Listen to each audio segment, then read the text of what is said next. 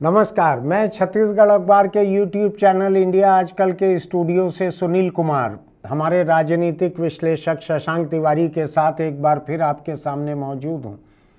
हम लोग जब तक मतगणना नहीं हो जाती है तब तक हवा में जो राजनीतिक सनसनी फैली हुई है उसी के मुताबिक आज थोड़ी सी ये चर्चा कर रहे हैं जो पिछले 3 दिनों से जारी भी है। हमने ये बातचीत शुरू की कि छत्तीसगढ़ जब राज्य बना 2000 में, उसके बाद की राजनीतिक गतिविधियां क्या क्या हुई, कैसे जोगी सरकार बनी, कैसे उसके बाद सरकार का कामकाज चला। काफ़ी नाटकीय घटनाक्रम था। राज्य के शुरुआती 3 साल थे 2000 से 2003 के बीच के, लेकिन बड़े नाटकीय घटनाक्रम से भरे हुए थे। शायद छत्तीसगढ़ के इतिहास में अभी तक, और मैं तो ये भी कहूँगा कि अविभाजित मध्य प्रदेश के इतिहास में भी उतने नाटकीय 3 साल शायद कोई न रहे हों। इतने नाटकीय 3 साल थे अजीत जोगी की अगुवाई में। बड़े तेज, बड़ा हाई वोल्टेज पॉलिटिक्स करते थे अजीत जोगी, बहुत तेज थे। IAS अफसर रहे हुए थे और उनका तजुर्बा बहुत बड़ा था। लोग उनको अर्जुन सिंह स्कूल का स्टूडेंट भी मानते थे कि अर्जुन सिंह के पसंदीदा या करीबी लोगों में से थे। पिछले 2 एपिसोड में हमने जोगी सरकार के बारे में, राज्य बनने के बाद से कैसे कैसे काम चला। अभी कल शाम हम लोग शायद यहाँ तक पहुँचे थे कि दिलीप सिंह जूदेव किस तरह के स्टिंग ऑपरेशन में फंसे। आपको याद होगा, एक वीडियो बड़ा चला था उस समय। पैसा खुदा तो नहीं है लेकिन खुदा से कम भी नहीं है, इस तरह का कुछ था। सिर पे पैसा रखे हुए दिलीप सिंह जूदेव, लेकिन पार्टी के भीतर उनकी साख चौपट नहीं हुई थी पार्टी के नेताओं के बीच, क्योंकि उन्होंने वो पैसा पार्टी के खजाने में जमा करा दिया था। यही एक बात उनको बचा कर चली गई। इसलिए आप जहाँ कहीं भी काम करते हैं, अगर कुछ गलत काम भी कर रहे हैं तो कम से कम अपने संस्थान के प्रति आप वफादार रहें, तो वो आड़े वक्त पे आपके काम आएगा। दिलीप सिंह जूदेव की घटना ने साबित किया था। पार्टी ने उनको डंप नहीं किया था। जैसे कि संसद में सवाल पूछने के लिए पैसा पाने वाले, पैसा मांगने वाले जो थे, उनको जिस तरह से पार्टी ने डंप किया, वैसा दिलीप सिंह जूदेव को नहीं किया था। दिलीप सिंह जूदेव का एक दर्जा आखिरी तक बने रहा। लेकिन उस स्टिंग ऑपरेशन में अमित जोगी और अमित जोगी के कुछ साथियों का नाम आया था। याद है ना आपको कि इन लोगों ने वो स्टिंग ऑपरेशन करवाया था। अब उस घटना जो है एक अकेली घटना, उस पे पर बहुत लंबी चर्चा करना ठीक नहीं है। लेकिन शशांक की क्या था ये दिलीप सिंह जूदेव का जो मामला था, और इसके बाद में जल्द ही चुनाव अगर की नौबत आई थी। 2003 का चुनाव, छत्तीसगढ़ का पहला विधानसभा चुनाव आना था।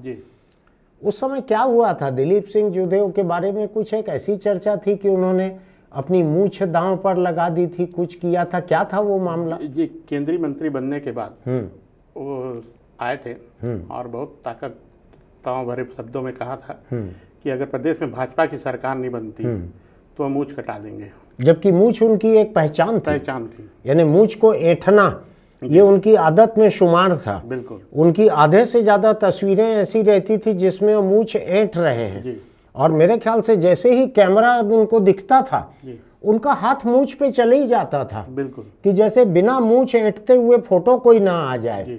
उनके सारे करीबी समर्थक वो भी उसी अंदाज में मूंछ रखते थे। मुझको ध्यान है कुछ लोग तो उसी तरह की सफारी वगैरह भी पहनते थे, पॉकेट फ्लैप वाली। जो अभी बेलतरा से लड़ रहे हैं, सुशांत शुक्ला, वो भी उसी अंदाज में रहते थे। मूंछ जो है आन बान शान किस्म का चलता था। तो इनका दिलीप सिंह ने मूंछ दांव पे लगा दी थी कि अगर सरकार नहीं बनेगी तो मूंछ मुंडा लूंगा। तो नौबत नहीं आई। खैर उससे पहले, क्योंकि उस समय भाजपा की स्थिति बहुत कमजोर हो गई थी, विधायक टूटे थे। ये हम 2003 की बात कर रहे हैं, पहले की बात है, और पहले की बात कर रहे हैं।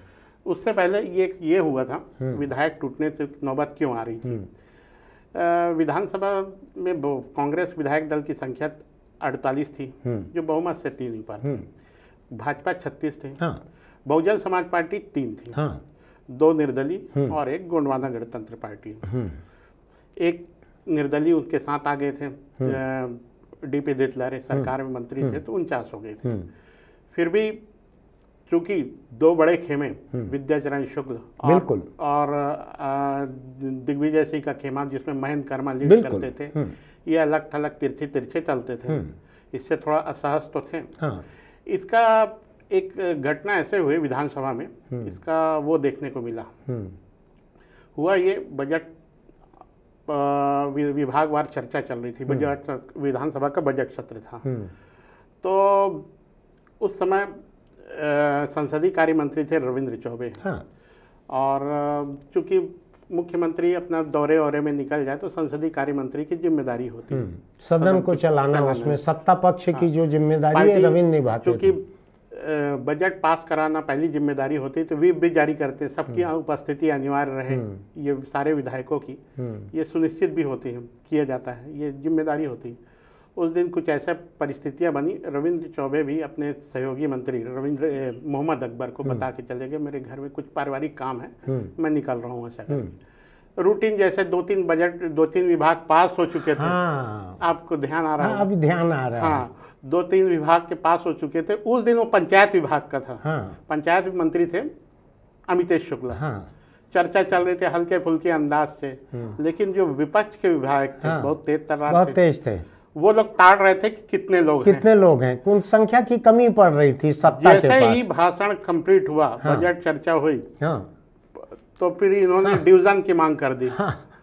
और फिर उसके बाद अफरा तफरी मच गई, क्योंकि उस समय उतने संख्या नहीं थे। तो फिर सायरन वगैरह बजाया गया, तो परिसर में जितने लोग हैं दौड़े आए। तो 1-2 ही अतिरिक्त हुए थे, बाल बच सरकार, नहीं तो सरकार गिरने की नौबत एक आती। फिर उसके बाद जब रविंद्र, हालांकि मुझको संसदीय प्रक्रिया बहुत बारीकी नहीं मालूम है, लेकिन शायद ये मत विभाजन में कोई जो वो रहता है, फाइनेंशियल बिल रहता है, उसी में गिरती है सरकार। हर बिल में नहीं गिरती है, लेकिन सरकार की फजीहत बहुत हुई थी। तो वो अब उसमें ये स्थिति आई कि ये अजीत जोगी सीएम बहुत नाराज हुए। अपना गुस्सा ऐसा पता चलता है कि राजेंद्र प्रसाद शुक्ल ऊपर भी निकाला कि आपने ऐसी नौबत क्यों दी। आपने कांग्रेस का होते हुए भी हमको बचाने की कोशिश नहीं की। वो खैर, मैं कल जो बोल रहा था कि अजीत जोगी ने उनकी टिकट आखिरी तक रोक के रखी थी राजेंद्र शुक्ला की, कि इनको जरा मजा चखाया जाए, इन्होंने बहुत हलाकान किया है, तो थोड़ा हिसाब चुकता किया जाए। उससे ज्यादा रविंद्र चौबे ऊपर काफी नाराज हुए थे। तो रविंद्र चौबे की सफाई थी कि मैं अकबर को बोल के गया था। फिर ये कुल मिला कि ये स्थिति एक दूसरे के ऊपर टालते रहे। तो फिर खैर उसमें एक विधायक की काफी बधाई मिली थी, उसमें वो थे प्रोफेसर गोपाल राव। अच्छा। वो निर्दलीय थे। हाँ। वो वहाँ मौजूद थे, मत विभाजन में सरकार के साथ थे। अच्छा। हाँ, कांग्रेस का साथ दिया था। साथ दिए थे। तो ये एक बड़ी घटना थी। और लेकिन इससे सबक सीखा जोगी जी ने, इसको किस तरह करें। ये तो उसके बाद उन्होंने फिर विधायक बाहर से आयात किए। अच्छा, तो इम्पोर्टेड विधायकों के बल के जोगी जी जो हैं, उनका कांग्रेस विधायक दल में एक बहुमत हुआ। बहुमत या उनका खेमा बढ़ा उनका, ऐसा था। इसके अलावा मुझको याद पड़ता है कि जोगी जी के 3 साल जो थे, ये कई नाटकीय घटनाक्रम के थे। उसमें से एक घटना मुझको पता नहीं क्यों याद पड़ रही है। बीएसपी के सांसद थे क्या, पीआर खुंटे, जिन्होंने इस्तीफा दिया था। ये विधायक टूटने के बाद आखिरी सरकार जब चुनाव की तरफ जा रही थी, तो अचानक सवेरे 11 बजे प्रेस कॉन्फ्रेंस लेंगे। किसी को हवा नहीं था। आप भी उस प्रेस कॉन्फ्रेंस में मौजूद थे, और शायद आप उनके साथ, जोगी जी के साथ गए भी। तो मुझे ध्यान आ रहा था, मैं भी उसमें था। तो ये क्या है, सरकार जब तक नहीं आएगी, ये काला वो पहन के रखते थे, लगा के रखे थे, काला गमछा या दुपट्टा जैसा लपेट के रखते थे। जब तक जोगी जी को हटा नहीं लूंगा तब तक ये इसको वो नहीं करूंगा, इस तरह का वो था। एक शपथ लिए थे पीआर खुंटे, याद आ रहा है। हम लोग अचानक चौंक के देखे पीआर खुंटे वहां बैठे थे, गमछा गायब। तो फिर परिचय हुआ कि ये कांग्रेस में शामिल हो रहे हैं। तो ये अपने आप में सांसद का जाना। पीआर खुंटे मुझको अगर सही याद पड़ रहा है तो ये सतनामी समाज के थे। सतनामी समाज से थे। सारंगगढ़ की उस समय सीट थी। और इनका आपको मालूम है क्या कि ये पहले क्या थे? नहीं, हवलदार थे शायद। ये पहले पुलिस विभाग में हवलदार थे। पीआर खुंटे वहाँ से बर्खास्त हो गए थे, और बर्खास्त होकर राजनीति में आए थे ये। तो और अगर आपको याद होगा उनकी बॉडी लैंग्वेज अगर याद होगी जी तो तन के खड़े रहते थे वो, जी यानी पीठ जो है, रीढ़ की हड्डी इनकी कभी झुकती नहीं थी, जी ये ऐसे तन कर खड़े रहते थे, ऐसे बिल्कुल वैसे ही चलते थे, वैसे ही खड़े रह के बात करते थे। याद है आपको? बिल्कुल बिल्कुल श्यामाचरण जी भी कुछ उसी अंदाज में तन के खड़े रहते थे जी और उनका गर्दन भी ऐसे श्यामाचरण जी की तने रहती थी। पीआर खुंटे का भी वही अंदाज रहता था जी और सीधे स्ट्रेट चलते थे, कदकाठी ठीक थी इनकी। बिल्कुल तो ये पीआर खुंट। लेकिन जोगी जी के राज में बहुत सारी और नाटकीय घटनाएं हुई थी, जी यानी बड़ा हैरान करने वाली घटनाएं थी उस समय। जी और क्या थी, ये बतलाइए मुझको कि मंत्रिमंडल के भीतर जी जोगी जी से कंपटीशन जैसा था जी। महेंद्र कर्मा का। जी भूपेश बघेल को वो नीचा दिखाना चाहते थे, जोगी जी कभी सम्मानजनक बर्ताव नहीं करते थे। जी ऐसा कई लोगों के साथ उनका परहेज जैसा था, क्योंकि वो या तो दिग्विजय के लोग थे जी या किसी का विद्याचरण के प्रति निष्ठा का उनको शक होता था। जी क्या था मामला? और कोई ऐसा केस हुआ था महेंद्र कर्मा वगैरह का? जी एक फर्नीचर घोटाला हुआ था, फर्नीचर घोटाला। हाँ ये ट्राइबल स्कूलों में बच्चों के लिए हाँ फर्नीचर सप्लाई होते थे हाँ। और बड़े पैमाने पे होते थे। तो वो आदिम जाति कल्याण विभाग और उद्योग विभाग को करना था। महेंद्र कर्मा के पास उद्योग विभाग उद्योग था और माधव सिंह ध्रुव के पास आदिम जाति विकास मंत्रालय हाँ था। हाँ तो उस समय क्या हुआ था, CSIDC का गठन हुआ था, लेकिन नए नए मध्य प्रदेश में लघु उद्योग निगम था, लघु उद्योग निगम यहाँ था। वो नहीं हुआ था। हाँ। यहाँ उसको मर्ज कर दिया गया था। तो यहाँ डायरेक्टरेट में एक मार्केटिंग विंग अलग से बनाया गया अच्छा। था। तो मुझे ध्यान आ रहा है कि अब आनंद फानंद में खरीदी होती है, फर्नीचर सप्लाई के बड़े सप्लायर होते हैं। हाँ। ये किसी होटल में बैठे थे और फिर आनंद फानंद में उस समय रेट कॉन्ट्रैक्ट मध्य प्रदेश के सारे नियम चलते थे। तो उसी अनुपात में एक के बाद ऑर्डर देते गए और सब खरीदी प्रक्रिया हो गई। करीब करीब 2 करोड़ के आसपास की खरीदी हुई थी उस समय। तो इसमें खरीदी हो गई, भुगतान हो गया, लेकिन फर्नीचर स्कूलों तक नहीं पहुंचा। खैर, अब ये मामला विधानसभा में आया। इसमें IAS अफसर भी इन्वॉल्व थे ना? अभी उसमें आ रहा हूँ। अच्छा। तो ये मामला विधानसभा में उठा। महेश तिवारी उपनेता हुआ करते थे। हाँ। और ये अविभाजित दुर्ग जिले के नेता थे, बेमेतरा के विधायक थे। हाँ। शायद समाजवादी नेता थे। फिर बाद में भाजपा में आ गए। हाँ। फिर ये मामला उठा तो ये उन्होंने हल्के पुल्के अंदाज में ये कह दिया, शायद इन लोग जांच की मांग हुई तो सरकार की तरफ से जांच करा लेंगे। ठीक है। तो विधायकों की एक कमेटी बन गई। हाँ। अब कमेटी गई तो कमेटी, चूंकि महेश तिवारी तेज आदमी थे, तो काफ़ी तेज तर्रार नेता थे, कमेटी गठन हो गया और कमेटी घूमना शुरू की कि जहाँ जहाँ जो फर्नीचर जो सप्लाई दिखा रहे हैं, दिखलाई करा रहे हैं और वहाँ इंडस्ट्री है उनके यहाँ बनता है। हाँ। तो पता चला जहाँ गया तो वहाँ खाली कोई इंडस्ट्री नहीं है, कोई इंडस्ट्री नहीं है, कुछ चल ही नहीं रहा है, बन ही नहीं रहा है। ये अब उसके बाद जब सप्लायरों को पता चला तो आनंद फानंद में कहीं से इंतजाम करके कुछ जगहों पर पहुंचाए, लेकिन गड़बड़ी स्थापित हो गई थी। विधानसभा कमेटी ने माधव सिंह ध्रुव और महेंद्र कर्मा के खिलाफ, और 2 IAS थे उस समय, उद्योग विभाग में थे नारायण सिंह और दूसरे ट्राइबल में थे रॉबर्ट हरमडोला, ये नॉर्थ ईस्ट से आए हुए थे। हाँ। तो फिर इनके खिलाफ कार्रवाई और उद्योग विभाग के अफसरों के पर कड़ी कार्रवाई की अनुशंसा की। हाँ। उसके बाद और भी नाटक हुआ। जब ये कमेटी की रिपोर्ट आई, हाँ। तो एक दिन बुलवाए जोगी जी, हाँ। इनको जो चर्चा में आई। तो ये लोग पहले से तय हो गए थे कि क्या बोलना है। हाँ। तो वो जोगी जी का ये कहना था कि आप लोग इस्तीफा दे दो, मैं अस्वीकृत कर दूंगा। हाँ। तो दोनों मिलकर एक राय बोले, हम इस्तीफा नहीं देंगे, आप हटा दो, बर्खास्त कर दो। अच्छा। ये हुआ, इस तरह की चर्चा थी। क्योंकि उनको आशंका रही होगी कि जोगी जी बोल कुछ भी रहे हैं, हाँ। जैसे ही हम इस्तीफा देंगे मंजूर कर लेंगे। हाँ। तो खैर ये मामला फिर बाद में EOW को चला गया। हाँ। तो फिर ये केस दर्ज हुआ बहुत सारे लोगों के खिलाफ। करीब करीब आधा दर्जन उद्योग, ये दोनों के अलावा आधा दर्जन उद्योग अफसर। मुझको क्यों याद पड़ रहा है कि जो रॉबर्ट हरंगडौला थे जी, ये मिजोरम से आए हुए थे, नागालैंड के थे। नागालैंड के थे, अच्छा। वो वहाँ मेरे ख्याल से चीफ इंफॉर्मेशन कमिश्नर भी बने। नहीं, मिजोरम के, इसलिए मुझको याद पड़ रहा है, अगर मैं गलती नहीं कर रहा हूँ तो मैं गवर्नमेंट ऑफ इंडिया एक बार इकोनॉमिक एडिटर्स कॉन्फ्रेंस में लेके गई एडिटर्स को मिजोरम। जी, मुझको ऐसा ध्यान पड़ रहा है कि वहाँ पर मिजोरम में आइजोल में जो राजधानी है, जहाँ अभी चुनाव चल भी रहा है मिजोरम में, अभी इसी 5 उसमें पोलिंग हो भी चुकी है, वहाँ पे ये चीफ इंफॉर्मेशन कमिश्नर या इंफॉर्मेशन कमिश्नर थे रॉबर्ट हरंगडौला। हाँ। और ये वहाँ सीएम ने हमारे लिए जो डिनर रखा था एडिटर्स के लिए, उसमें ये आए भी थे। ऐसा मुझको याद पड़ रहा है, बहुत ठीक से याद नहीं, लेकिन ऐसा याद पड़ रहा है कि ये वही मिजोरम में थे ये।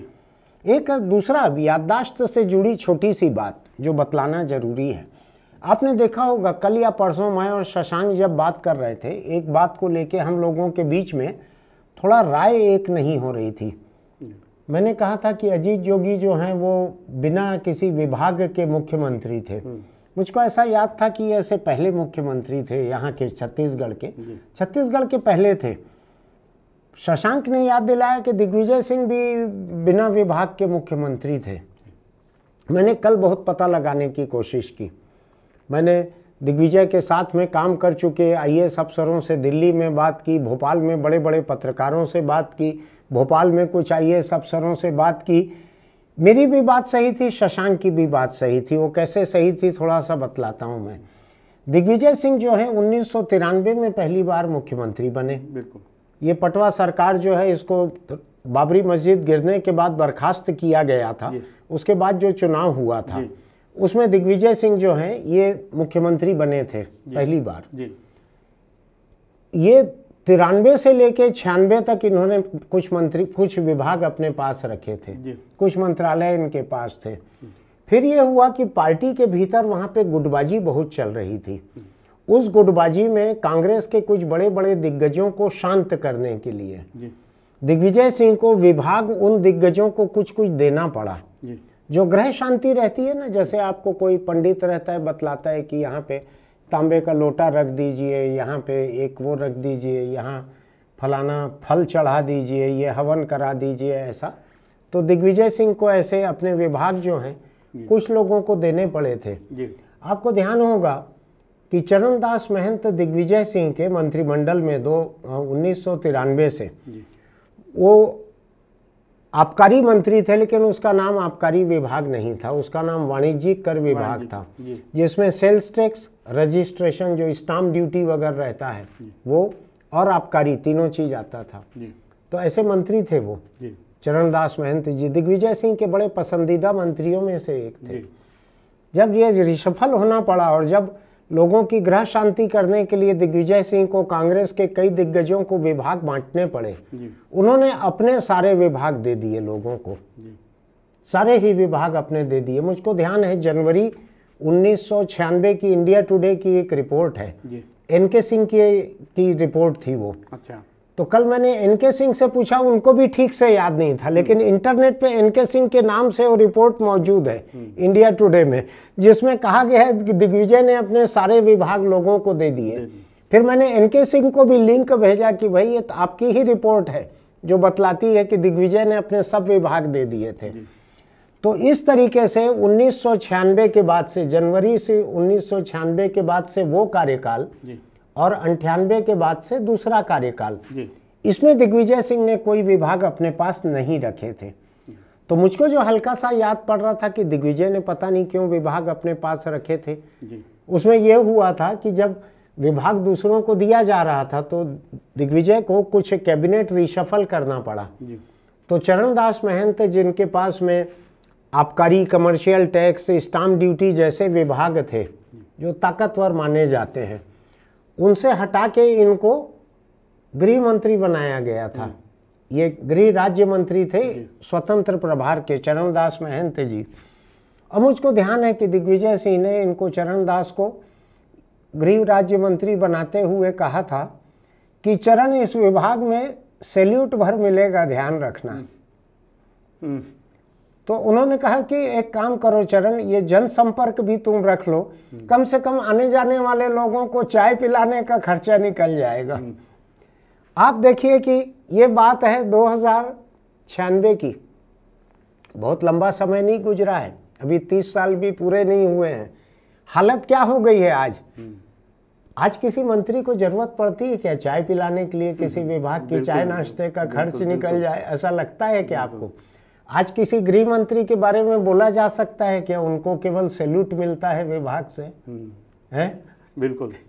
तो ये गृह मंत्री आज भी असंतुष्ट हैं अपने यहाँ के आज के।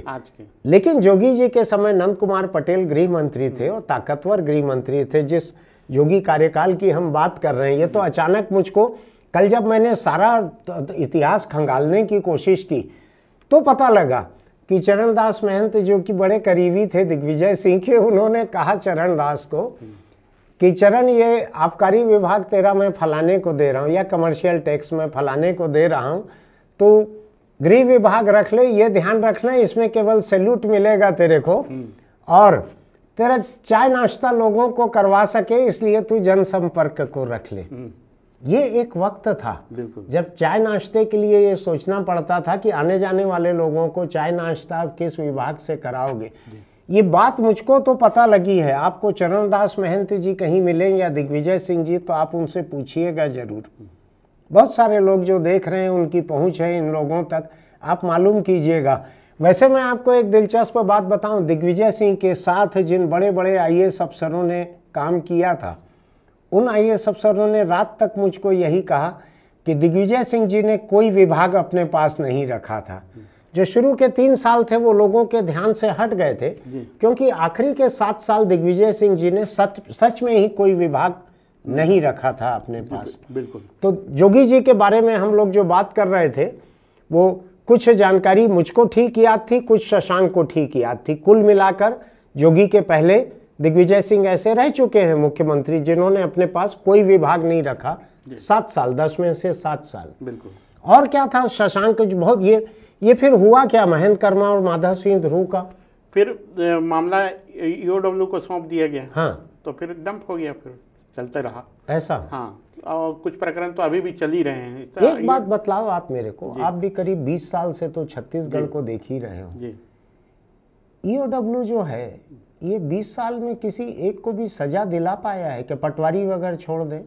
एक आध दिलाए हैं, लेकिन ज़्यादातर कई लोग जो मर चुके हैं उनके खिलाफ भी पेश अभी तक खत्म नहीं हुआ, प्रकरण चल ही रहे कुछ अफसर। हाँ, तो ये लोग क्या पंच तत्वों को इकट्ठा करके कोर्ट में पेश करते हैं कि कब्र से निकाल के लाते हैं? इनके साथ दिक्कत ये, हर जो नया ईओडब्ल्यू या उसके चीफ बनते हैं, हाँ। पहले कोशिश रहती समय सीमा के भीतर हम प्रकरण निपटारा करेंगे, हाँ। लेकिन किसी ने फिर उस दिशा में ध्यान नहीं दिया। पुराने प्रकरण अभी आज तक लंबित हैं। तो ये अलग अलग जो सरकारें रहती है, ये ईओडब्ल्यू को क्या एक हथियार की तरह यूज करती है? जो आज मोदी सरकार पे तोहमत लगती है कि ईडी आईटी इसको हथियार की तरह यूज करती है, बहुत सारे मामलों में ऐसा देखा भी गया है। ऐसा इसको हथियार, क्योंकि मुझको ध्यान पड़ रहा है पिछली रमन सिंह सरकार थी, उन्होंने भूपेश बघेल के खिलाफ ईओडब्ल्यू में केस दर्ज कर दिया था। भूपेश बघेल जी, आपको याद होगा कि रमन सिंह के आखिरी कार्यकाल में शायद अपनी पत्नी और माँ, आज उनकी माँ नहीं रह गई है, पत्नी और माँ को लेके ईओडब्ल्यू पहुंचे थे कि लो भाई, जो केस दर्ज करना है, गिरफ्तार करना है, कर लो। याद है आपको घटना? वो बिल्कुल, ये रमन सिंह के आखिरी कार्यकाल की ही थी ये घटना। आखिरी कार्यकाल मेरे ख्याल से वही माँ और पत्नी के नाम पे जो रिपोर्ट यानी जुर्म कायम किया था या रिपोर्ट दर्ज हुई थी, शायद वही कटुता कुछ ज्यादा रही, अभी तक चल रही है वो कटुता। बिल्कुल। तो ये ईओडब्ल्यू का ऐसा इस्तेमाल होते रहा है राजनीतिक विरोधियों को परेशान करने के लिए, कुछ करने के लिए। बिल्कुल। मुझको किसी ने ये भी कहा है, अविभाजित मध्य प्रदेश के समय के एक मंत्री के खिलाफ, जो वहाँ भी मंत्री थे मध्य प्रदेश में, उनके खिलाफ एक जुर्म दर्ज है वहाँ से। जो बंटवारा हुआ राज्यों का, तो जुर्म यहाँ आ गया। आज तक वो मंत्री जी के खिलाफ कोई कार्रवाई नहीं हुई। उनका राजनीतिक जीवन करीब करीब खत्म हो गया है, कार्रवाई आज तक नहीं हुई है। अभी पिछले 20 साल से उस केस को सुना भी नहीं है मैंने, लेकिन मुझको मालूम है वो केस कहाँ पे है, क्या केस है। याद है क्या आपको किस बारे में बोल रहा हूँ मैं? नहीं है याद? चलिए, इतना पुराना मामला हो गया, एक बहुत बुजुर्ग हो गए आदमी को क्यों परेशान करना यहाँ पे, जब बड़े बड़े सांड जो हैं ये मस्त चार रहे हैं सरकारी चारागाह को, जनता के चारागाह को। ये आरपी बगई बारदाने घोटाले में फंसे थे। हाँ। वो आज तक चीफ सेक्रेटरी होने के कार्यकाल से खत्म हो गया। रिटायर होने के बाद भी पेशी में आते थे। हाँ। तो ले दे के खात्मा हुआ प्रकरण, ऐसा, लेकिन कोर्ट में नहीं होता। हाँ जी, ये लोग अनुशंसा भले कर दें। हाँ। अब मेरे को ये बतलाइए, जी, विद्याचरण शुक्ल को मुख्यमंत्री बनने नहीं मिला था जी, जोगी के समय, याद है ना आपको? जी बिल्कुल।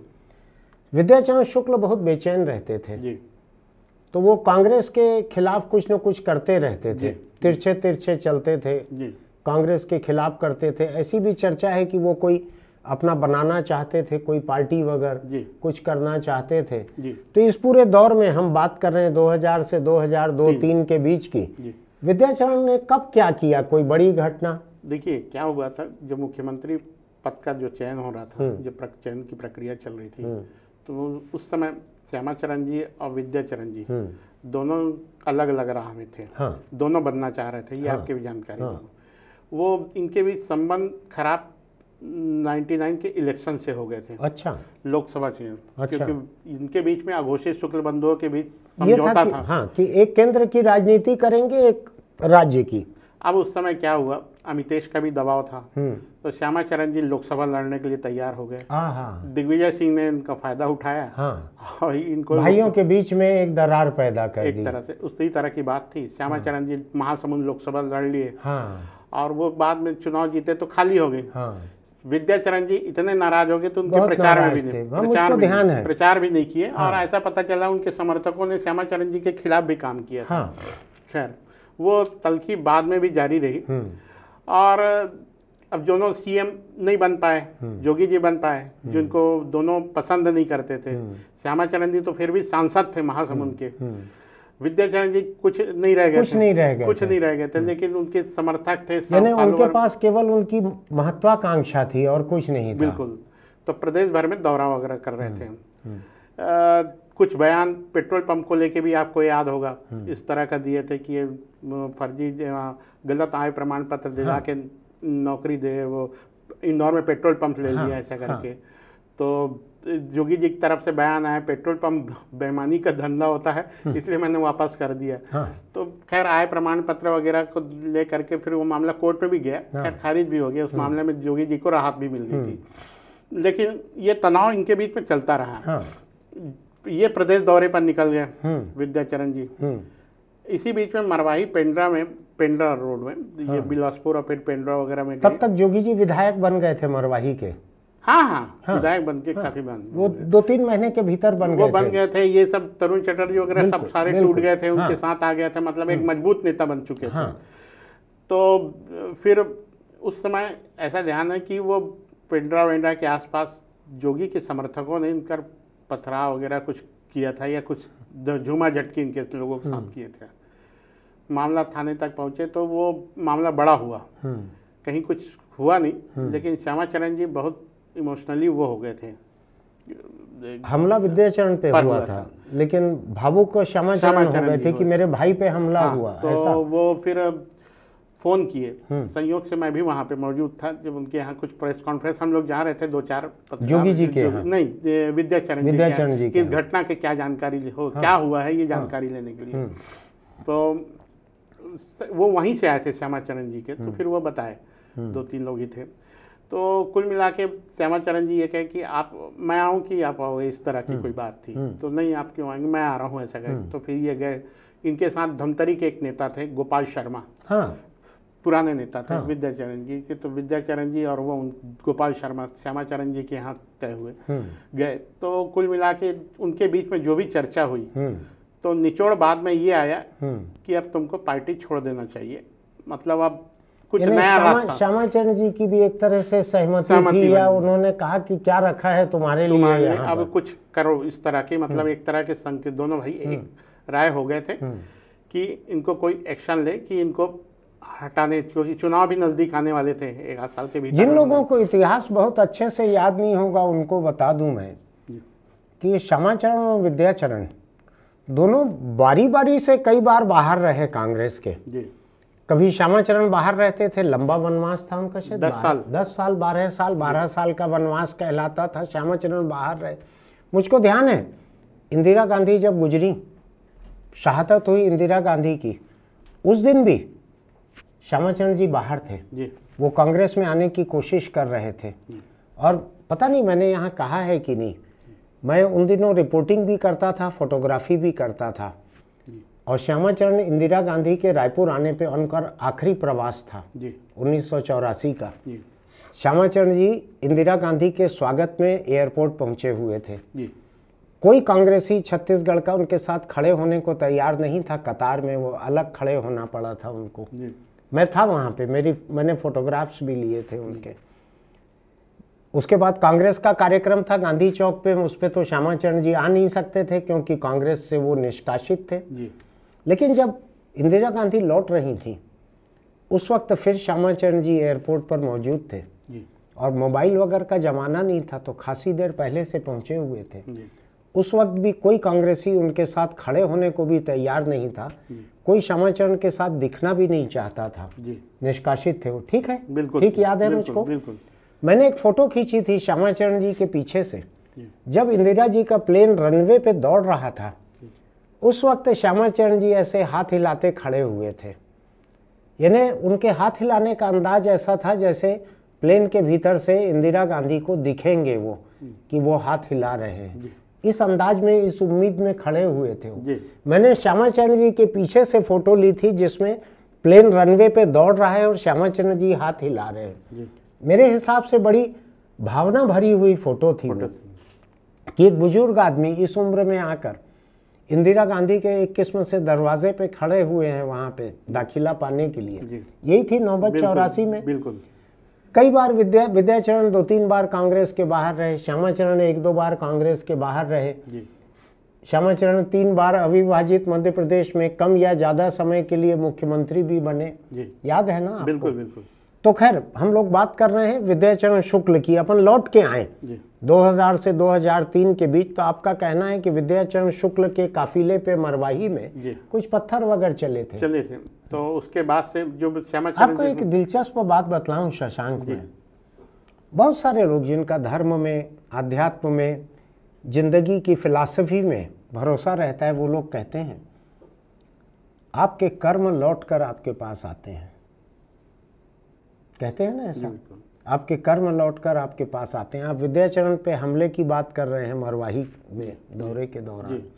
मुझको ध्यान है 1977 का जब चुनाव हुआ, विद्याचरण इमरजेंसी के मिनिस्टर थे छत्तीसगढ़ में, और पुरुषोत्तम कौशिक यहाँ से जनता पार्टी के कैंडिडेट थे, याद है आपको? उनके साथ में सुधीर मुखर्जी ये प्रचार कर रहे थे, निकले हुए थे, याद है आपको? बिल्कुल। इन दोनों के ऊपर रायपुर में रेलवे स्टेशन के पास हमला हुआ था, याद है?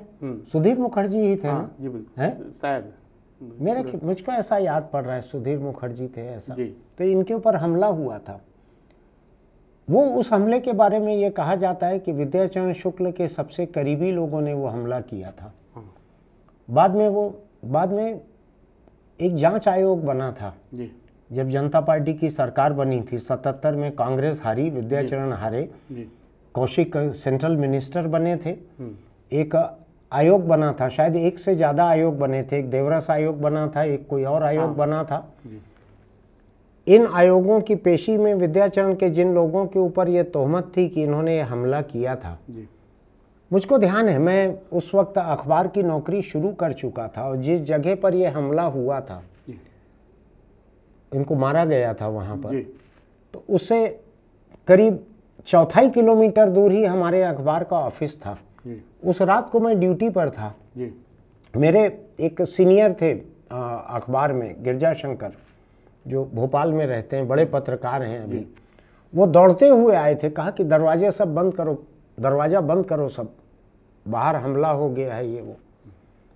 उसके बाद अखबार में उसकी खबर छापी गई थी, और अखबार के बंडल को पुलिस ने जब्त कर लिया था, क्योंकि वो इमरजेंसी की पुलिस का अंदाज था, विंध्याचल का शहर था जी। जब बसों में चढ़ाने के लिए, टैक्सी के लिए वो अखबार के बंडल गए तो उनको जब्त कर लिया गया था जी।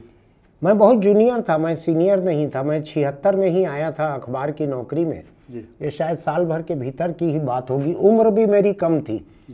मैं 18 की उम्र में नौकरी शुरू की थी, मैंने ये 19 साल की उम्र थी, उतनी समझ नहीं थी, लेकिन इमरजेंसी का ये टेरर, ये आतंक मेरा देखा हुआ था जी। तो ये विंध्याचल के लोगों ने पुरुषोत्तम कौशिक पे हमला किया था, यहाँ पर विंध्याचल पर यह हमला हुआ। हाँ, उनके काफिले पर, उनके काफिले पर। कुल मिलाकर बात वही है, यानी विद्या भैया कहा जाता था उनको पूरे छत्तीसगढ़ में, उनके काफिले पर हमला हुआ। सोचने की बात नहीं थी, मतलब वो अकल्पनीय थी कि विंध्याचल, अकल्पनीय था कि विंध्याचल के ऊपर भी कोई हमला कर सकते हैं, कोई पत्थर चला सकते हैं, क्योंकि उनके समर्थक बड़े ताकतवर समर्थक थे उनके पास में। बिल्कुल। आपको ध्यान है अर्जुन सिंह के एक आदमी अजीज कुरैशी रायपुर रेलवे स्टेशन पे उतरे और विंध्याचल के लोगों ने उनको मारा स्टेशन के प्लेटफॉर्म पे। पंडित रविशंकर शुक्ल के खिलाफ कोई टिप्पणी कर कुछ की थी तो उन्होंने मारा, और मार के, ठंड के समय थे, सुबह सुबह वो पहुंचे थे, उनकी शाल छीन के लेके आए और विंध्याचल के समर्थकों ने विंध्याचल के जूते पूछे अजीज कुरैशी की शाल लाकर। इस तरह के नाटकीय घटनाक्रम के दिन थे वो। ये हालांकि ये राज्य बनने के पहले की घटना मैं बतला रहा हूँ। जिन लोगों के खिलाफ उस केस में अपराध दर्ज हुआ था उनमें थे एक विधान मिश्रा भी थे, जो बाद में जोगी के समय मंत्री बने। हाँ जी। तो ये खैर, ये जब गुटबाजी चलती थी अर्जुन सिंह और विंध्याचल के, श्यामाचरण के लोगों के बीच में, तो ऐसी तो क्या हुआ शशांक, फिर ये विंध्याचल के काफिले पे हमला हुआ, फिर ये पार्टी वगैरह बनाना चाहते थे या अब वो उस दिशा में अब आगे बढ़ गए बात। ठीक। तो पहले ये था कि कौन सी पार्टी, अलग पार्टी बना दे, कोई क्षेत्रीय दल, क्योंकि छत्तीसगढ़ संघर्ष परिषद के नाम से पहले से चल ही रहा था, ये बैठक वगैरह करते थे उस नाम से उस समय। तो चुनाव चिन्ह वाली बात आती, चुनाव चिन्ह नहीं मिल पाएगा। तो फिर इनके उतने संबंध तो दिल्ली में रहे लंबे सभी समय, सभी थे। तो बात एनसीपी के पास पहुंची, शरद पवार के पास। शरद पवार को भी अपना कुनबा बढ़ाना था। हाँ, क्योंकि राष्ट्रीय पार्टी के रूप में मान्यता जारी रखने के लिए आपको 4% वोट लगते हैं पूरे देश में जो गिरे हैं।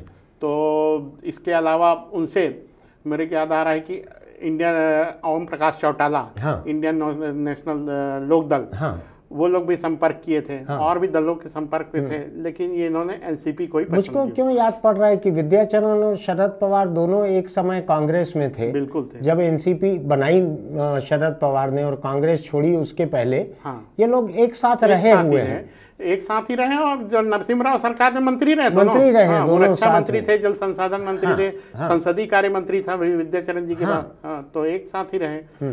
तो अब उसके बाद अब बात आगे आई तो ये एनसीपी की छत्तीसगढ़ शाखा इन्होंने बना ली। हाँ। और उसमें भी नाटक ये हुआ कि एनसीपी की शाखा बन चुकी थी, लेकिन उसके अध्यक्ष थे लक्ष्मी नारायण इंदौरिया। अरे अच्छा, पहले से थी। अच्छा। तो खैर इंदौरिया पहले, लक्ष्मी नारायण इंदौरिया पहले उनके समर्थक थे, बाद में वो अलग हो गए थे। बाद में जब स्वरूपचंद जैन अलग हुए थे तब इंदौरिया भी अलग हो गए थे। तो फिर ये एनसीपी ज्वाइन किए, ताम झाम के साथ खूब स्वागत सत्कार हुआ, प्रदेश भर से अलग अलग टुकड़ों में उनके समर्थक जुट गए। तो ये तो एक अलग हुआ। इधर भाजपा में भी रस्साकसी चली रही थी, खींचतान। थोड़ा सा 12 विधायक टूटे थे, सांसद वगैरह टूट गए थे, तो इससे थोड़ा सा हौसला बुलंद। हालांकि ये पीआर कुटेत बाद में टूटे, लेकिन 12 विधायक टूटने से इनके काफी हौसले पस्त हुए थे। लेकिन इन सब के बीच में बड़े केंद्रीय नेता, एक प्रयोग भी हुआ। ताराचंद साहू प्रदेश अध्यक्ष बने, बाद में फिर उनको हटाए, फिर रमन सिंह बने, इस तरह का कुछ चला। इन सब के बीच में एक बड़ा कार्यक्रम हुआ, तैयारी किए भारतीय जनता पार्टी युवा मोर्चा की तरफ से। अच्छा। राजेश मूणत प्रदेश अध्यक्ष। ठीक। और उसमें कानून व्यवस्था को लेके, बदहाली को लेके एक मुख्यमंत्री घेराव का कार्यक्रम हुआ। उस घेराव कार्यक्रम के लिए राष्ट्रीय अध्यक्ष उस समय युवा मोर्चा के थे शिवराज सिंह चौहान वो यहाँ आए थे। हाँ, विधायक, बड़ा कार्यक्रम था। मुख्यमंत्री निवास घेरने का, चारों तरफ बैरियर लगाए गए थे। प्रहलाद पटेल भी आए थे, दोनों सांसद भी थे आए थे। तो एकात्म परिसर से, इसी एकात्म परिसर से रैली निकली घेरने, तो यहाँ पे इनको रोक दिया गया। डीकेएस अस्पताल चौक के शास्त्री चौक पर, डीकेएस भवन के पास आगे बढ़ने नहीं दिया, स्वाभाविक तौर से। तो इसी बीच में किसी ने पत्थर चलाया या कुछ हुआ, तो फिर जवाबी कार्रवाई हुई। इतना पुलिस ने आपको ध्यान है एसपी कौन थे उस समय? मुकेश गुप्ता एसपी थे। बड़ी दिलचस्प बात है ये। शशांक पूरा कर लें, फिर थोड़ा सा मैं भी पुछल्ला एक जोड़ूंगा। हाँ शशांक। तो फिर उनके बाद लाठीचार्ज हुआ। उस लाठीचार्ज में नेता प्रतिपक्ष नंद कुमार साहब, उनका पैर टूटा, जो 6 महीने तक प्लास्टर में रहे। उसके बाद शायद, हाँ, और शायद एक दो बहुत सारे नेताओं को चोट आई। शिवराज सिंह चौहान को भी लाठियां पड़ी। प्रहलाद पटेल का किसी एक बड़े नेता ब्रिजमोहन को भी शायद लाठी पड़ी थी। वो शायद नहीं थे उसमें। अच्छा। हाँ, टोटल 186 लोगों को चोटें आई थी उस समय एक प्रदर्शन में पुलिस कार्रवाई पे। लखीराम जी को भी कुछ धक्का मुक्की सारा चोट पहुंची थी। शायद छगन मुंदड़ा का किसी का हाथ टूटा था जी। तो इस तरह की घटनाएं हुई थी। तो इसमें बाद में ये विधानसभा में भी गया मामला, विशेषाधिकार कमेटी को गया, और एक जांच विशेषाधिकार आनंद समिति को गया मामला। उसके डोमेन भेड़िया सभापति थे। ठीक। और सभापति ने पूरे मामले की जांच की, बहुत सारे उस समय मौजूद पत्रकारों के गवाही भी ली, रिपोर्ट दी। तो उस समय एसपी थे मुकेश गुप्ता और कलेक्टर थे अमिताभ जैन, जो वर्तमान में चीफ सेक्रेटरी हैं। उनके खिलाफ कार्रवाई की अनुशंसा कर दी। अब ये सदन मेरे ख्याल से सत्र के आखिरी दिन इसको पेश किया जाता था। हाँ। तो तब तक जोगी जी बहुत नाराज हुए थे राजेंद्र प्रसाद शुक्ल के। तो पुनर्विचार हुआ, फिर पुनर्विचार के लिए भेज दिया गया कमेटी की रिपोर्ट पर। मतलब एकदम वो जो थोड़ी असाधारण बात थी तो अपने आप में। तो इसमें क्या हुआ मैं आपको बतलाता हूँ। मुकेश गुप्ता जो कि एसपी थे जोगी जी के, जो जब ये घटना हुई, जब प्रदर्शन हो रहा था भाजपा का, और रामनिवास नाम के आईजी थे यहाँ पर, तो पुलिस ने एक इंतजाम ये किया था कि वो वीडियो रिकॉर्डिंग करवा रही थी इस पूरी घटना की। मोबाइल फ़ोन वगैरह के कैमरे उस समय नहीं थे कोई। वीडियोग्राफर रख के पुलिस उनसे वीडियोग्राफी अपना करवाती थी। मुझको ध्यान है कि इसमें वीडियो पे कैद हो गया था कि शिवराज सिंह चौहान कुछ ज़्यादा ही भारी भरकम गालियाँ दे रहे थे। हालांकि अभी वो बड़े सम्मानीय व्यक्ति हैं, मध्य प्रदेश के 3 बार 3.5 बार कुछ मुख्यमंत्री रह चुके हैं वो, लेकिन उस समय कुछ भारी भरकम गाली देते हुए वो वीडियो में कैद हुए थे। उस समय लाठीचार्ज बहुत हुआ था, लोगों को चोट लगी थी। और मुझको ध्यान है कि शाम को मैं जब सीएम हाउस में था उस दिन, उसी शाम या रात, तो आईजी जो हैं रामनिवास थे, वो एक वीडियो टेप लेके खड़े हुए थे एक दरवाजे के बाहर। तो मैंने पूछा क्या है ये, तो पता लगा कि वो अमित जोगी को वीडियो टेप देने गए थे कि ये क्या हुई है घटना, कार्रवाई क्या हुई है, ऐसा उन्होंने मुझको कहा था। अब मुझको याद नहीं, मुझको नहीं मालूम है कमरे के भीतर उन्होंने अमित जोगी को दिया नहीं दिया, मेरी अमित जोगी से मुलाकात नहीं थी, लेकिन ये घटना बड़ी दिलचस्प थी। और क्या हुआ इसके साथ में, बीजेपी ने बड़े जोर शोर से मांग की कि मुकेश गुप्ता को सस्पेंड किया जाए, मुकेश गुप्ता को बर्खास्त किया जाए, उनके खिलाफ केस चलाया जाए, ये सब किया। लेकिन हुआ ये कि जोगी सरकार जाने के बाद जब रमन सिंह की सरकार बनी, उस रमन सिंह की सरकार के 15 साल के कार्यकाल में अगर कोई अफसर सबसे ज़्यादा ताकतवर थे तो उन 2 अफसरों में से एक मुकेश गुप्ता थे। बिल्कुल। बीजेपी के लोग हैरान रहते थे कि जिस आदमी ने हमारा हाथ तोड़ा, पैर तोड़ा, वो आदमी आज भी हमारा बाप बन के वहाँ पे बैठ गया है, आईजी इंटेलिजेंस हो गया है, रायपुर का आईजी हो गया है, उसके प्रमोशन का, उसकी ताकत का कोई ग्राफ नीचे ही नहीं आता है। ये किस तरह की रमन सिंह की सरकार है जिसने बीजेपी के ऊपर इतने जुल्म किए थे, इतने हाथ पैर तोड़े थे, वही आदमी वहाँ पे बैठा हुआ है ऊपर जाकर। तो ये शिकायत रमन सिंह से आखिरी तक 15वें साल तक उनके पार्टी के लोगों की बनी रही। और जो 15वें साल में रमन सिंह की सरकार को हराया गया था, उस समय लोगों का कहना है कि पार्टी के लोगों की इस किस्म के कुछ मुद्दों को लेकर नाराजगी बढ़ते बढ़ते यहाँ तक बढ़ी थी कि खुद भाजपा के लोगों ने उनको हरा दिया था रमन सिंह को। लेकिन हम आएंगे वहाँ पे धीरे धीरे। अभी जिस रफ्तार से ये चल रहा है और बीच बीच में हमारा स्टॉपेज बढ़ते जा रहा है, हम पैसेंजर ट्रेन टाइप बढ़ रहे हैं। मैं सोच रहा था कि एक एपिसोड में जोगी का कार्यकाल पूरा हो जाएगा, लेकिन ये तो उरकुरा, उसके बाद मांडर, उसके बाद रायपुर, इसके बाद कुम्हारी, ऐसा चल रहा है। ये स्टॉपेज तो थोड़ा लंबा चल रहा है, लेकिन ठीक है, चलिए कम से कम इस बहाने एक ताज़ा इतिहास दर्ज हो रहा है। कल हमने जो एपिसोड बनाया था उसमें हमने लिखा था नरेंद्र मोदी यहाँ भाजपा के पर्यवेक्षक होकर आए थे नेता प्रतिपक्ष के चुनाव के लिए। उसके ऊपर हमने ये कहा था उसमें कि वो टेबल के नीचे छुपे थे बचने के लिए। छुपना बोलना गलत होगा, बचने, पथराव से बचने के लिए टेबल के नीचे थे। वो छुपे तो क्या थे, गए थे टेबल के नीचे। उस पे एक भूतपूर्व विधायक परेश बागबाहरा ने लिखा है कि आपने कहा है कि पलंग के नीचे छुपे थे। ऐसा हमने पलंग तो नहीं कहा था, हमने टेबल ही कहा था। हमारे पास लोग हैं, गवाह हैं, जिन्होंने उनको टेबल के नीचे देखा हुआ है। उनका नाम उजागर करना ठीक नहीं है। बहुत बड़े व्यक्ति हो गए हैं नरेंद्र मोदी, इतना चर्चा हम कर रहे हैं, ये भी कम खतरे की बात नहीं है। क्यों शशांक, हैं? आपको डर लगता है कि नहीं ये सब बात करते? नहीं लग रहा है। चलिए कोई बात नहीं, नहीं लग रहा है डर तो फिर मैं क्यों डरूं, आप नहीं डर रहे हैं तो। अब ये एनसीपी बनी यहाँ पर, विद्याचरण उसके छत्तीसगढ़ के अध्यक्ष बन गए थे। बिल्कुल ऐसा जी। और क्या हुआ था उसके साथ में? उसके बाद एनसीपी पूरे विस्तार होने शुरू हो गए थे। असंतुष्ट जो जोगी सरकार से जो असंतुष्ट थे वो सीधे से आने शुरू हो गए। हाँ। राम अवतार जग्गी जो पुराने नेता थे, उनके सहयोगी थे, जो उनके साथ कभी एल्डरमैन रहे होंगे, वो कोषाध्यक्ष बने। कोषाध्यक्ष थे। और मुझको याद है, आप जिस घटना के बारे में शायद बतलाएंगे, मुझको हल्का सा याद पड़ रहा है कि अगले दिन एक बड़ी पब्लिक मीटिंग विद्याचरण शुक्ल ने रखी रायपुर में। पब्लिक मीटिंग नहीं थी, प्रेस कॉन्फ्रेंस था।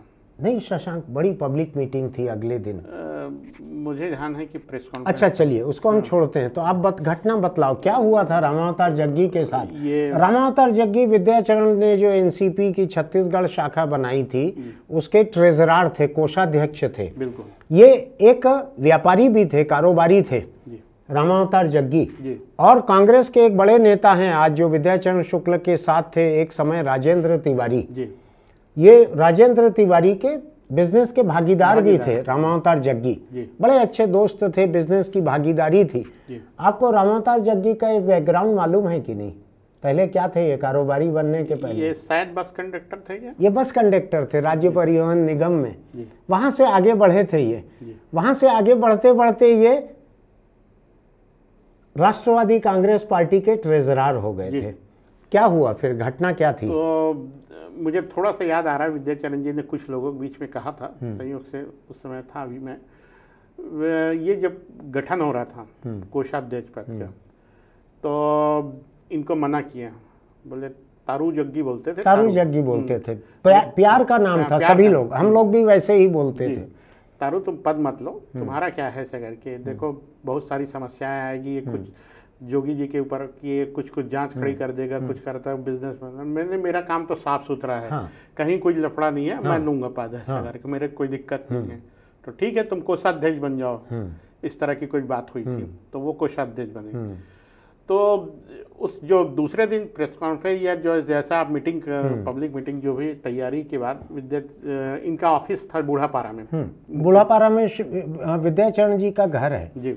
उस घर में, जिनको याद ना हो बतला दूं मैं, वहाँ महात्मा गांधी आके आंगन के एक चबूतरे में बैठे थे जी। उसको गांधी चबूतरा कहते थे जी। और अगर मुझको ठीक से याद है तो विद्याचरण जी और श्यामाचरण जी, इन दोनों का जन्म उसी मकान में हुआ था, बूढ़ापारा के मकान में।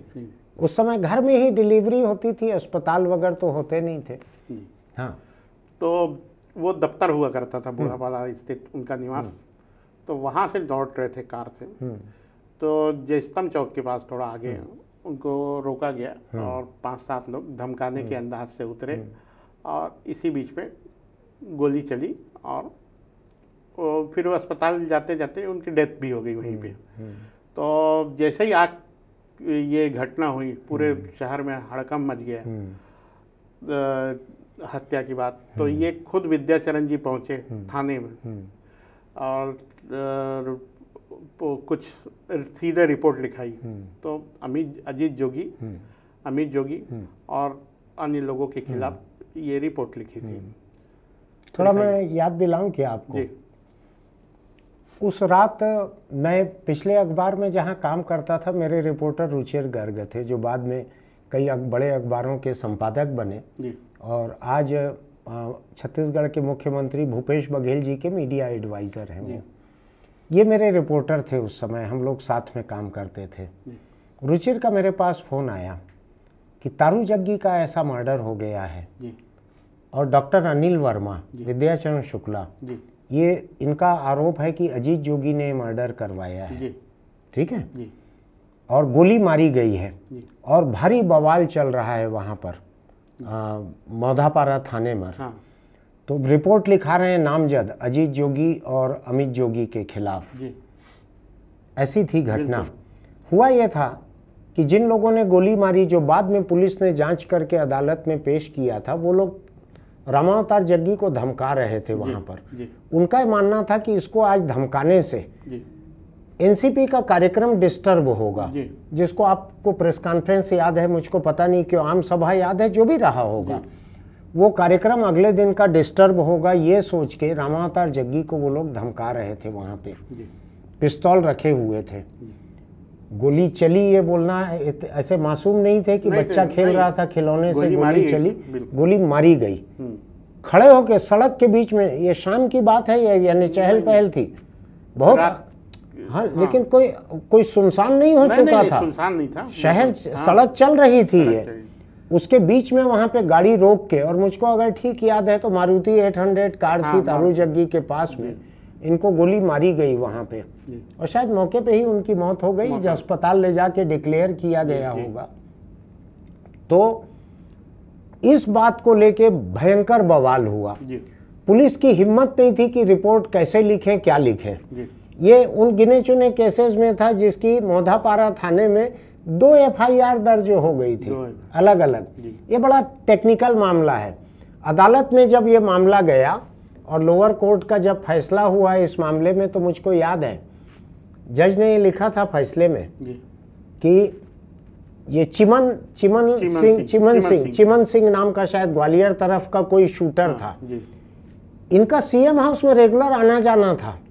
अजीत जोगी का घर जो था उसमें रेगुलर आना जाना था सरकारी आवास में। और शायद अगर मैं गलती नहीं कर रहा हूं तो अदालत ने जग्गी मर्डर केस के फैसले में ये लिखा था कि इन लोगों का अमित जोगी, अजीत जोगी के यहाँ रेगुलर आना जाना था। इन्होंने ये सोच के रामावतार जग्गी की हत्या कर दी कि इससे अजीत जोगी, अमित जोगी खुश होंगे। ऐसी लाइन उस फैसले में लिखी हुई थी। लंबा किस्सा है, उसमें जाएंगे, लेकिन मैं आपको एक दूसरी बात बतला दूं। ये छत्तीसगढ़ का एक अनोखा राजनीतिक कत्ल था। छत्तीसगढ़ के इतिहास में ऐसा पॉलिटिकल कत्ल दूसरा नहीं हुआ था कि एक पार्टी के लोगों से जुड़े हुए लोगों ने दूसरी पार्टी के किसी पदाधिकारी को इस तरह से मार डाला।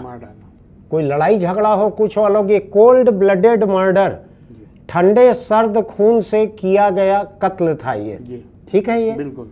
तो ये था, ये जग्गी का मर्डर हो गया। फिर क्या हुआ? अब इसके बाद भाजपा भी थोड़ा सा सक्रिय हुई, बहुत ज़्यादा। और इस सब चीज़ों के बीच में एक ध्यान और आ रहा है कि भाजपा का राष्ट्रीय सम्मेलन यहाँ हुआ था रायपुर में। अच्छा। अटल बिहारी वाजपेयी प्रधानमंत्री खुद आए थे। यही VIP रोड स्थित एक होटल में हुआ था। तो उस दौरान नंद कुमार साय की, जो राष्ट्रीय कार्यकारिणी बोलते हैं, राष्ट्रीय कार्यकारिणी तमाम नेता उस समय के, कोई भाजपा शासित राज्यों के मुख्यमंत्री, केंद्रीय मंत्री, तमाम लोगों का मजमा लगा हुआ था। इन सब के बीच में नंद कुमार साय की बेटी अचानक कहीं चली गई। ओहो। तो चली गई तो खोजबीन हुआ तो बाद में पता चला कि वो कांग्रेस में प्रवेश कर दी। ऐसा? तो इन राष्ट्रीय कार्यकारिणी के जगह की खबरों की जगह ये साई की बेटी के कांग्रेस प्रवेश की खबर भी आ गई, जगह पा गई है जी। तो उन खबरों को पीट दिया गया, पीट लिए है। तो अपने आप में एक नया किस्सा था भाजपा की लगातार। आज कई लोग मोदी जी पे ये तोहमत लगाते हैं कि दूसरी कोई खबरें आने वाली हैं उस वक्त पे कुछ और हो जाता है जी, ताकि पूरा एजेंडा सेट हो जाता है, नैरेटिव चेंज हो जाता है जी, देश का मीडिया जो है उसको दिखाने लगता है ऐसा जी। ये इसी तरह का था कि उसी दिन करवाया गया उसका प्रवेश, बिल्कुल कांग्रेस प्रवेश। अच्छा, ये मुझको बिल्कुल याद नहीं था।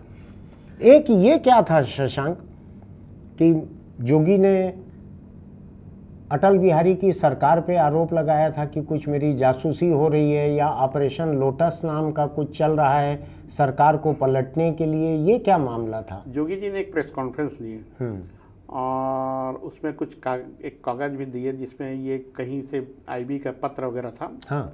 जिसमें कहीं से उनको मिला था। हाँ। जिसमें ये बात सामने आ रही थी कि जानकारियां बुलवा रही जा रही थी। अच्छा। तो उन्होंने सीधे सीधे आईबी पे आरोप लगाया था ऐसा कि ये जांच करा रहे हैं। मतलब तो चिट्ठी आईबी की चिट्ठी दिख रही थी। हाँ। तो इस पर आईबी ने इससे इनकार किया था। बाद में ये मामला सीबीआई को सौंप दिया गया, सेंट्रल गवर्नमेंट ने, चूंकि आईबी उनका मामला है और उस समय तक तो ये था नहीं कि आप छत्तीसगढ़ से संबंधित कोई मामला सीबीआई को दे नहीं सकते। ये तो ताजा है। अच्छा, जोगी जी आईएएस में आने से पहले आईपीएस भी थे। हाँ, आईपीएस थे। तो ध्यान आ रहा है कि उस समय आईबी में एडिशनल डायरेक्टर के पद पे शायद पाधी, एलसी पाधी वगैरह थे। जो इनके बैचमेट थे। अच्छा। तो उनके ऊपर सिरदर्द, उसके लिए समस्या खड़ी हो गई थी। शायद 2-4 दिन दिल्ली में गए होंगे तो आपसे चाय पिए होंगे, मिले होंगे। तो हालांकि रिपोर्ट लिखाएंगे तो बाद में क्या हुआ, बाद में वो केस ये मैं बतलाता हूँ, मुझको इसकी थोड़ी सी जानकारी है। हुआ ये था कि अजीत जोगी ने आईबी के ऊपर ये आरोप लगाया, इंटेलिजेंस ब्यूरो के ऊपर, जो केंद्र सरकार की खुफिया एजेंसी है, कि मेरी सरकार के खिलाफ साजिश कर रही है। कुछ ऑपरेशन लोटस नाम था या ऐसा कुछ इन्होंने कहा था। तो इसमें जब ये चिट्ठी उन्होंने सामने रखी कि ये चिट्ठी मेरे को किसी ने भेजी है, तो सेंट्रल गवर्नमेंट ने पूछा कि भाई ये चिट्ठी कैसे मिली। सेंट्रल गवर्नमेंट ने, चूंकि शायद आईबी का ये बनाया हुआ नहीं था, ये चिट्ठी नहीं थी, तो सेंट्रल गवर्नमेंट ने सीबीआई को ये जांच दे दी। सीबीआई ने आके यहाँ पे सीएम सेक्रेटेरिएट, मुख्यमंत्री सचिवालय के जितने अफसर थे उनसे पूछा कि ये चिट्ठी आप बोल रहे हैं, मुख्यमंत्री बोल रहे हैं, उनको मिली डाक में, जो विभाग के अफसर, सचिवालय के अफसर सामने रखते हैं मुख्यमंत्री के, ये चिट्ठी सचिवालय ने मुझको दी है, ऐसा जोगी जी का कहना है, तो आपके पास ये चिट्ठी कहाँ से आई? तो सीएम सेक्रेटेरिएट के कई लोगों से पूछताछ हुई थी। आपको ध्यान है उस समय सीएम के सचिव थे सुनील कुमार जी, मेरे हमनाम थे, दोस्त थे, करीबी, बहुत जिम्मेदार, बहुत ईमानदार अफसर थे। उनसे भी बयान लिया था सीबीआई ने कि ये चिट्ठी कहाँ से आई थी। तो कहा भाई चिट्ठी आती है उसका लिफाफा तो संभाल के नहीं रखते हैं, ऐसा कुछ। सीबीआई ने उनसे पूछताछ की थी सुनील कुमार से कि बताइए ये चिट्ठी कहाँ से आई है सीएम सेक्रेटेरिएट में। ये सबसे सीनियर सेक्रेटरी थे सेक्रेटेरिएट के। ये घटना थी, लेकिन इस घटना को और बहुत ज़्यादा, अभी इसके खुलासे में जाएंगे तो फिर जोगी कार्यकाल करीब 8-10 एपिसोड चले जाएगा। तो आज हम एक काम करते हैं शशांक, आज बातचीत काफ़ी हो गई है, लेट भी हो गए हैं हम लोग। हमारी कैमरा टीम जो है, इनको ये वीडियो एडिट भी करना है, मुझको बोल रहे थे आके कि 9 बज जाएगा रात का इसको करते हुए, तो हम इसको जल्दी ख़त्म करते हैं आज यहाँ पे। और मुझको ऐसा लगता है पता नहीं क्यों 50-55 मिनट हो भी चुका होगा। इसके बाद हम आ जाएंगे चुनाव 2003 का विधानसभा चुनाव छत्तीसगढ़ का, ये कैसे हुआ। इसमें बड़ी दिलचस्प कहानी है, आप ध्यान रखिएगा। डॉक्टर रमन सिंह और रमेश बैस, इन दो के सामने विकल्प रखा गया था दिल्ली में कि आप में से कोई एक जाओ छत्तीसगढ़ में भाजपा के अध्यक्ष बन के और चुनाव करवाओ। याद है आपको? बिल्कुल। इसके बाद की कहानी मैं आज नहीं बताऊंगा, नहीं तो आप कल आखिर क्यों सुनेंगे। इसके आगे की कहानी बड़ी ही दिलचस्प है। एक तरफ जोगी जो कि कांग्रेस के मुख्यमंत्री थे, दूसरी तरफ रमन सिंह और रमेश बैस जिनको ये विकल्प दिया गया था, आप में से कौन जाएंगे छत्तीसगढ़ पार्टी के अध्यक्ष होकर। ऐसा कहीं सुना है आपने? पार्टी का अध्यक्ष बनाने की बात हो अगर किसी प्रदेश के, तो बहुत सारे नेता अपना दायां या बायां हाथ देने के लिए तैयार हो जाएंगे। उस समय जोगी जी का कुछ माहौल ऐसा था छत्तीसगढ़ में, बड़ा आसान नहीं लग रहा था कि कौन यहाँ पे तैयार होंगे भाजपा के प्रदेश अध्यक्ष बनने। ऐसा ही था। इस बारे में हम कल बात करेंगे। आप जाइएगा मत कहीं, यूट्यूब पे तो ये वीडियो बने रहेगा, लेकिन कल आप इसको जरूर देखिएगा। ये आज देखने के बाद में करीब 24 घंटे बाद हम दोबारा अगला एपिसोड पोस्ट करेंगे। उसमें हम चुनाव वगैरह पे आ जाएंगे। चुनाव 2003 का उसको पूरा कल करेंगे। तो आपको अगर ये अच्छा लगा हो तो इसको सब्सक्राइब कीजिए, नोटिफिकेशन की बटन दबाइए, लाइक कीजिए, टिप्पणी लिखिए। कोई जानकारी हमारी गलत हो तो उसको ज़रूर दुरुस्त कर लीजिए, हम उसका ध्यान रखेंगे। और हाँ, अगर आपको हमारे ये वीडियो अच्छे लगते हैं तो आप अपने दोस्तों तक भी लिंक बढ़ाइएगा। हो सकता है आपको तारीफ मिले कि आपने बड़ा अच्छा वीडियो भेजा है। और हाँ, चुनाव में वोट डालने की अपील मैं नहीं कर सकता, वोट हमारे यहाँ डल चुके हैं। आप एक चीज़ ध्यान रखिए, अगर दोपहिया चलाते हैं तो हेलमेट लगाना मत भूलिए, उसका बेल्ट भी लगा के रखिए। उसके बिना ढक्कन जैसा पहले हेलमेट गिरेगा, आप बाद में गिरोगे। दूसरा यह है कि अगर आप चौपहिया पे चलते हैं, सीट बेल्ट लगा कर रखिए। किसी हादसे की हालत में यही चीज़ें आपकी ज़िंदगी बचा सकती हैं। फिर मिलते हैं।